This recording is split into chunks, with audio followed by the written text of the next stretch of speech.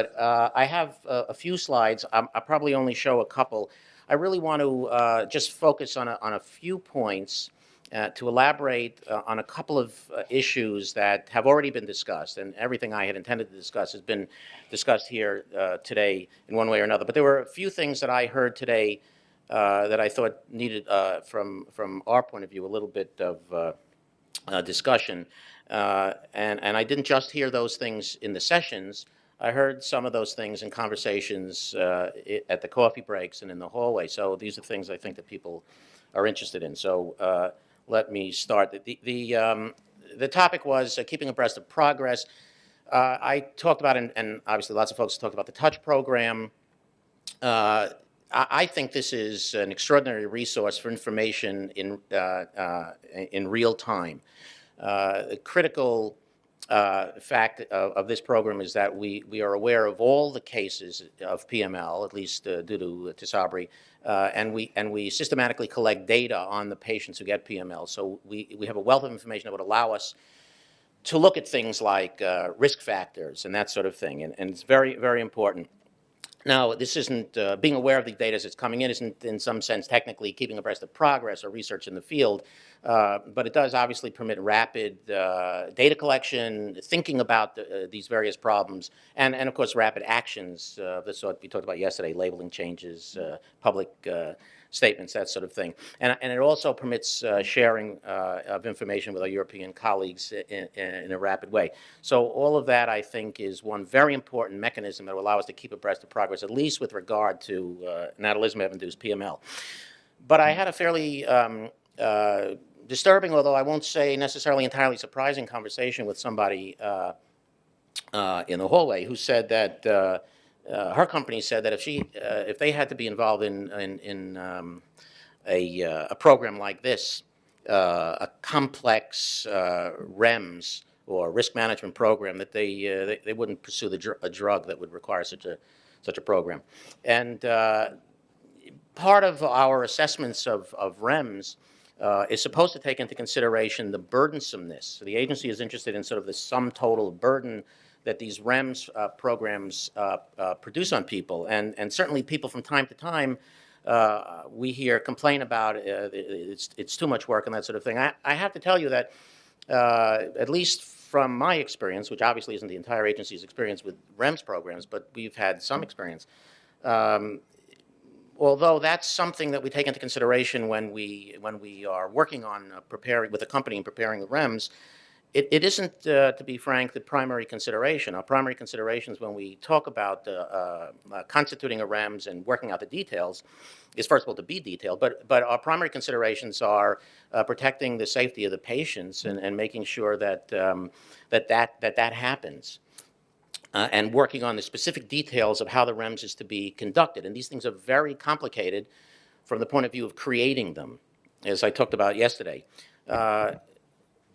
The burdensomeness is difficult for us sitting in Silver Spring, Maryland, to really get a great handle on.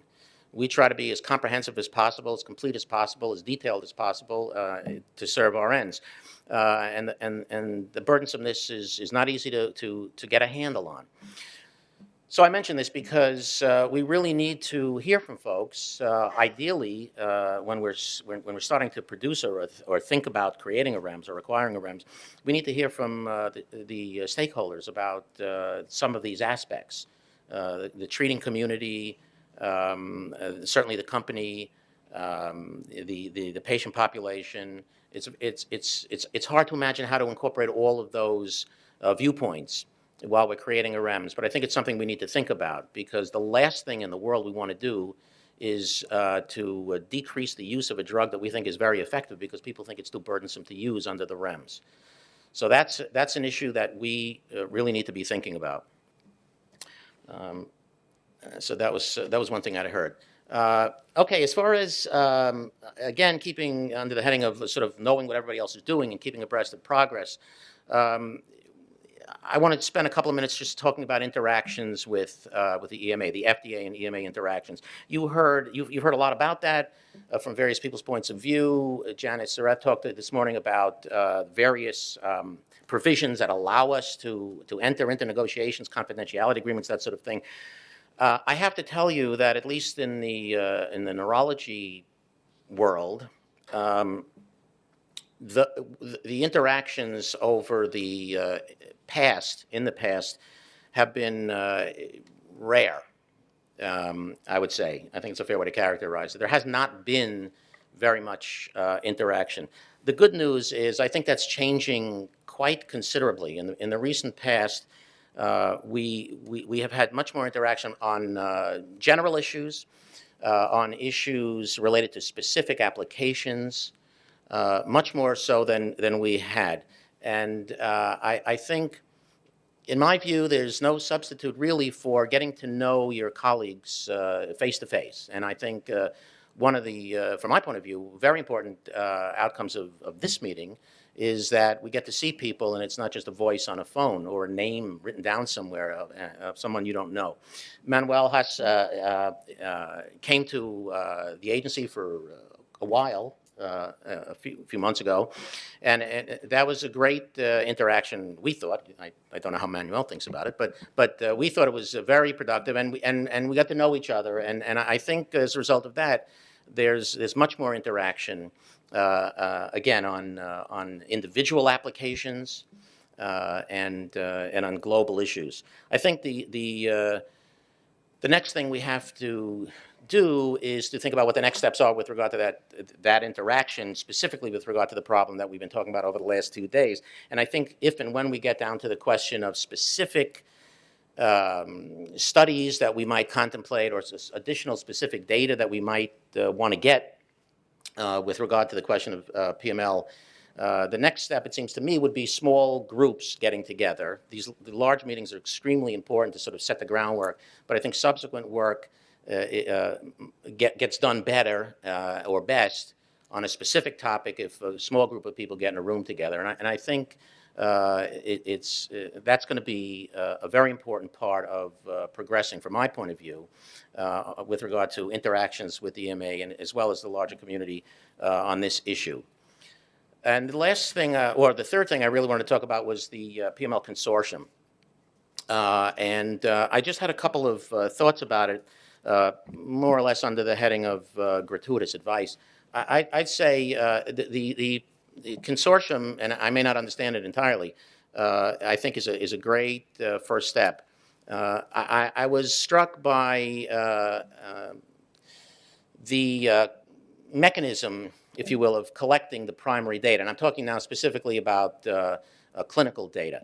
And I'm specifically interested in the question of capturing all cases. And again, it certainly doesn't have to be drug-induced. The PML obviously occurs in other settings. And I think one goal should be the complete capture of all cases. And this could be worldwide, and it should be more or less worldwide. And I think that's a possibility. And not only capturing all cases, but capturing at least a minimum amount of data on all cases. In other words, systematic data collection. And I think the TOUCH program is the template. Now, we just talked about how burdensome that might be. And I'm not saying that every company needs to have a TOUCH program equivalent, but I do think there should be some thought given to systematically collecting the data, the primary data, as opposed to relying on the treating community to offer up that data. Now, of course, it's easy for me to say that this should be done. It's not easy to know how to do that. But I think something like that should be sort of a goal. One can imagine PML centers, just like there are MS centers, as we talked about, just like Gerald talked about the liver injury centers. When we are looking at, when we're trying to evaluate a post-marketing signal for, let's say, Stevens-Johnson syndrome for a particular drug, we often go to the Euroscar database. They get every case of Stevens-Johnson in this whole set of countries. The goal ought to be, it seems to me, capturing every case of PML and capturing data on those cases. The other point is that we heard that there is, of course, still going to be company autonomy in the consortium the way it's currently constituted, so that a particular company may decide to treat PML related to their drug in a particular way. On some level, that seems to sort of subvert one of the main purposes, it seems to me, of the consortium, which would be to run clinical trials. And when you have ultimately, one hopes, and when you have a relatively small population, if you have this company treating their patients with this drug and this company treating their patients with that drug, it kind of further minimizes the population available for I'll say in quotes large-scale treatments. So I think these considerations, data capture, complete case ascertainment, and putting patients into trials when we get to that point is particularly important when you have an orphan condition like PML. And I don't know what the total number of cases or prevalence is worldwide at any given time, but everybody seems to agree it's not that many. So you really want to make the best possible use for the patients of those patients, it seems to me. And it's particularly important, not even just because it's an orphan, but because it's a condition that once identified, you want to treat more or less right away. So it's helpful to get information on patients who have PML in X number of months after they've been diagnosed. But if the goal is to think about initiating treatment, you want to do that soon, and you want to know where these patients are. And so I think complete data capture is very important in a setting like this. And I'm just going to go, I think, to my last slide, because there's been a lot of discussion about communicating and getting information out to patients, prescribers. You've heard of some of the obstacles that the regulators face, and believe me, we've heard about some of the obstacles that they face here. We face many obstacles in getting information out. The companies face obstacles, as you heard, because there's the risk of what might appear to be promotional. When we think about the problem of getting information out, we also have to think about who needs what information. Different constituencies are very much going to be interested in different types of information. So there are many obstacles from a regulatory point of view, from the industry point of view, and we have to better understand who wants to know what. But given all of that, it seems to me that we could at least begin to talk about how to do those things. The first step would be, let's find out who wants to know what and see if it could happen. So I don't know how brief I was, but I'm done.